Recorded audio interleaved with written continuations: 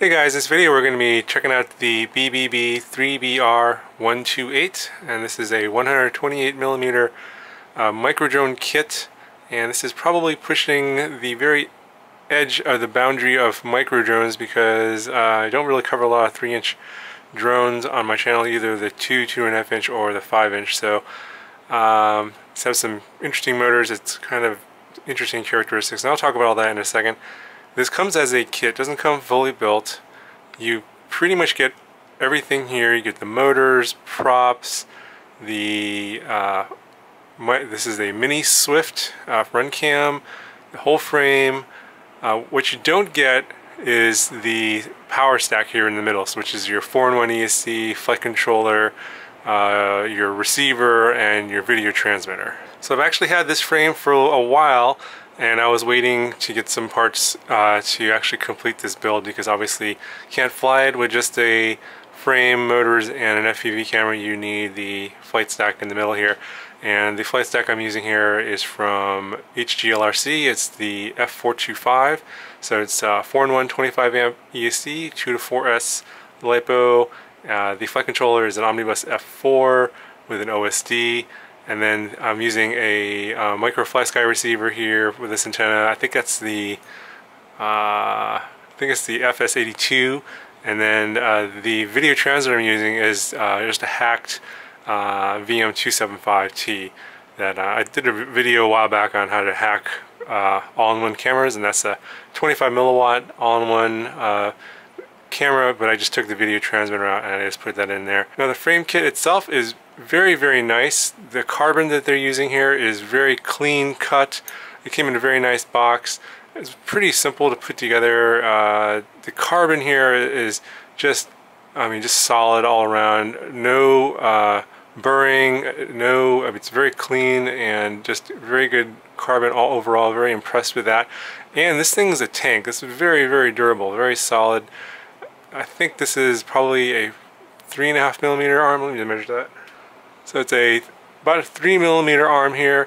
You get these little arm bumpers here that protect the motor, and I believe you're supposed to put these on the underside of the arm, but I decided to put it on top of the arm to give a little clearance here for the motor wires so they're not squished down so much too. You can do either under or over. It just protects the motor from hitting hard objects. The motors you get here are 3B-R branded 1606 3500 kV. They're very beefy motors for these 3-inch props, a lot of power, and when you turn them by hand you can feel the cogging, so that they have some very strong magnets inside. So assembling the frame is fairly straightforward.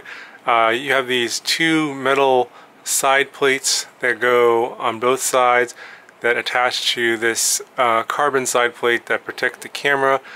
And the way this whole thing goes together is this carbon side plate notches into the metal aluminum side plate, and then the side plates are held together by these 4 screws on top that actually screw into the aluminum side plate, and then you have 4 screws on the bottom that also screw into the aluminum side plate, and that actually holds everything together with those. I think these are just M2 screws.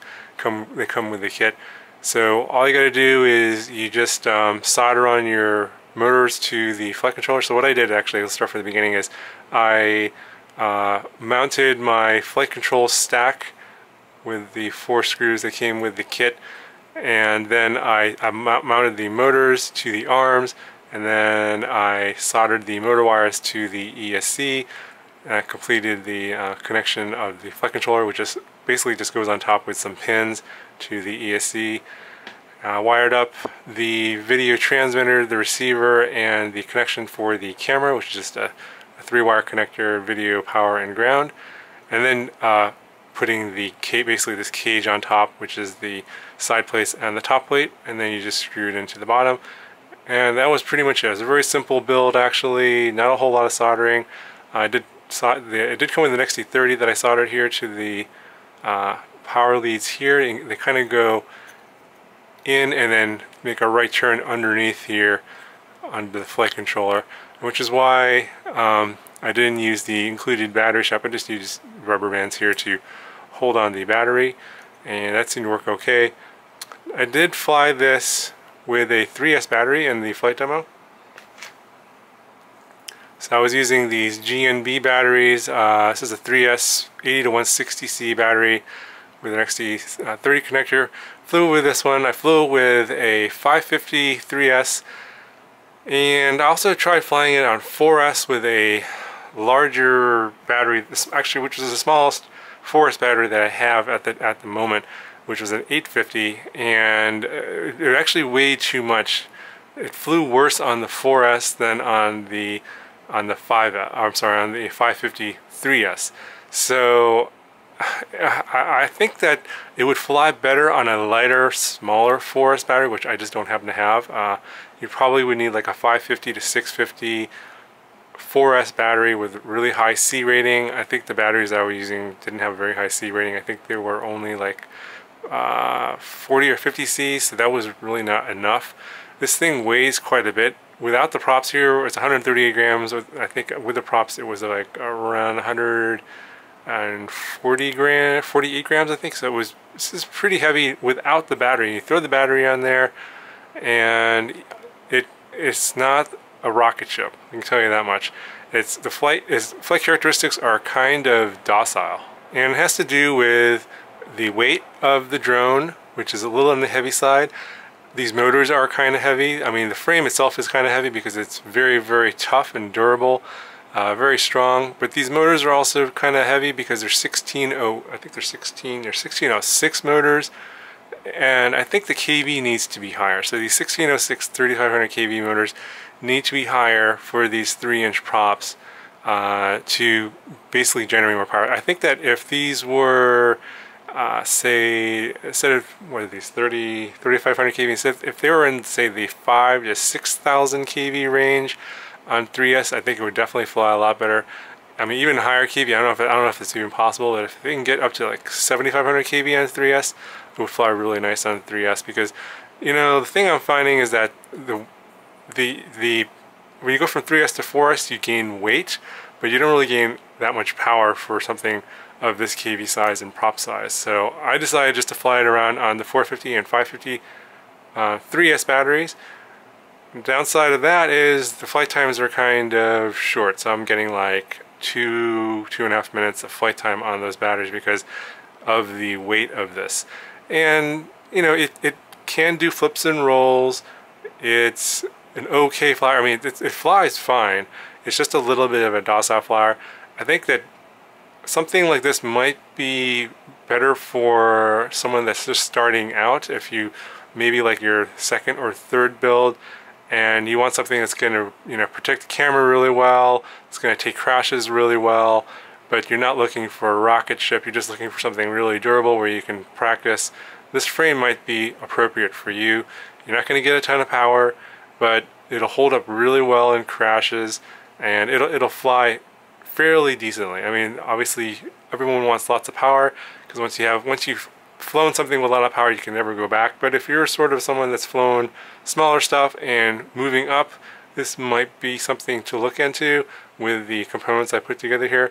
But I think that you'd probably want to try and find a light 4S battery, like a 500 to 600 milliamp hour 4S battery with a really high C rating, and I think that this will fly even better. But even on, you know, like a 600 milliamp hour, 500 milliamp hour 3S battery, I thought it flew okay. You can still do flips and rolls, but this thing I think is, I mean, it looks really nice, and I think it's going to hold up really well in crashes. Very strong motors.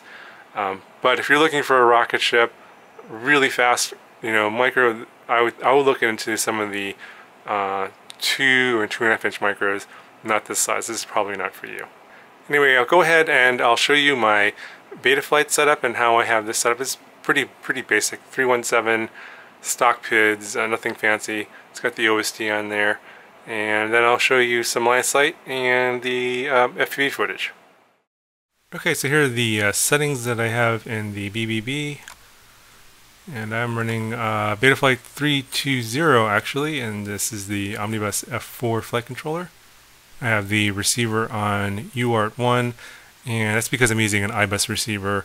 I decided to, you have to switch it to a different UART if you're using a FlySky receiver and want to run iBus, because the F4 processor flight controllers have inverted signals on the, I think it's UART3. D-Shot 600, nothing unusual there. Standard stuff here. I don't think I changed anything from the defaults. Obviously serial receiver iBus for me because I'm running FlySky.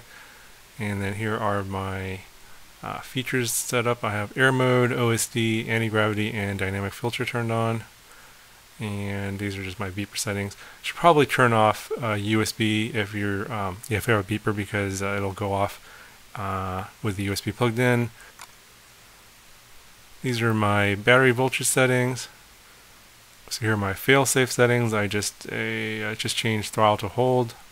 So here are the PIDs that I used, and I think these are just the stock PIDs from Betaflight 3.2. Here are my receiver settings. Just changed my stick min, stick max, and my deadband.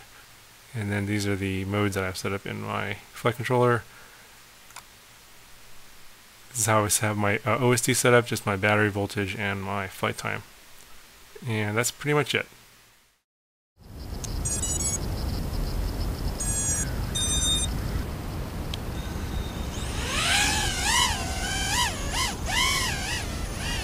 Just running in a 3S right now.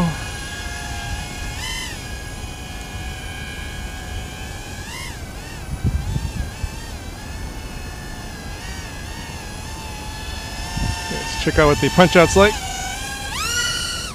Wow, even a 3S is not bad. Oh, very floaty.